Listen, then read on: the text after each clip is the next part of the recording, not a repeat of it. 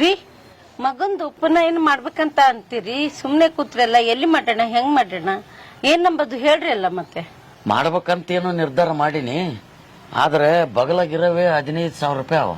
15,000 ರೂಪಾಯಿದಾಗ ಹೆಂಗ ಮಾಡಕ್ ಸಾಧ್ಯ? ಅದಕ್ಕೆ ಸುಮ್ನೆ ಸಿಂಪಲ್ ಆಗಿ ಮಾಡಿಬಿಡೋಣ ಅಂತ. ರೀ ಇರತ್ತ ಒಬ್ಬತ್ತ ಮಗನ ಚಲೋತ್ನೆ ಮಾಡಣ್ರಿ, ಬಂಧು ಬಳಗನ ಕರೆಸಿ ಭರ್ಜರಿ ಮಾಡೋಣ. ಏನಿಲ್ಲ, ಅದೇ ಅಣ್ಣನ ಕೇಳ್ಬೇಕಂತ ಮಾಡೀನಿ, ಕೇಳಲೇಬೇಡ ಅಂತ ಆಲೋಚನೆ ಆಗ್ಯದ. ಅಯ್ಯೋ, ಮಕ್ಳ ಕೈಯಾಗೆ 10 ರೂಪಾಯಿ ಕೊಡಕ ಹಿಂದ ಮುಂದ ನೋಡ್ತಾರ, ಅಂತದ್ ಉಪನಯನಕ್ಕ ಸಹಾಯ ಮಾಡಂಗಾರ ಏನ್ರಿ? ಯಾವ ಭ್ರಮೆದಾಗಿರಿ ನೀವು? ನಮ್ಮ ಅಣ್ಣನ ಒಂದ್ಸಲ ಕೇಳಿ ನೋಡ್ತೀನಿ, ಹಾ ರೀ, ಏನಾಗತ್ತ ನೋಡೋಣ ಅಂತ. ಅಣ್ಣನೇ ಫೋನ್ ಮಾಡಕತ್ತೀನಿ. ಹೌದೌದು. ಹಲೋ. ಹಾ ಅಣ್ಣ. ಏನಣ್ಣ ಆರಾಮ? ಅಣ್ಣ ಆರಾಮಿಯೋ ಅಣ್ಣ. ಮನೆಗೆಲ್ಲರೂ ಆರಾಮಾರ? ಎಲ್ಲರೂ ಆರಾಮಿಯೋ ಅಣ್ಣ, ಮನೆಗೆ ಎಲ್ಲರೂ ಆರಾಮಿ. ಅದೇ ಏನ ಮಗಂದು ಉಪನಯನ ಮಾಡ್ಬೇಕಂತ ಅಂದಂತ, ಅದಕ್ಕ. ಹೌದಣ್ಣ, ಅದೇ ಮಾಡ್ಬೇಕಂತೇಳಿ ಡೇಟ್ ಫಿಕ್ಸ್ ಮಾಡಿದ್ದೆ.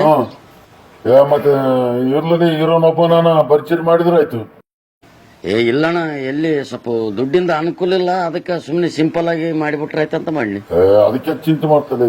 ನಾನು ಒಂದ್ 50,000 ರೂಪಾಯಿ ಕೊಡ್ತೀನಂತ, ಭರ್ಜರಿ ಮಾಡಮ್ಮ. ಆಯ್ತಣ್ಣ, ನೀನ್ ಹೆಂಗಂತ ಹಂಗ.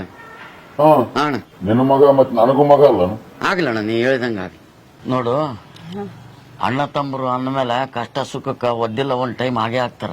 ಒಂದೇ ತಾಯಿ ಹೊಟ್ಟೆಗೆ ಹುಟ್ಟುತ್ತೀವಿ, ಒಂದೇ ಮನೆಗೆ ಬೆಳಿತೀವಿ.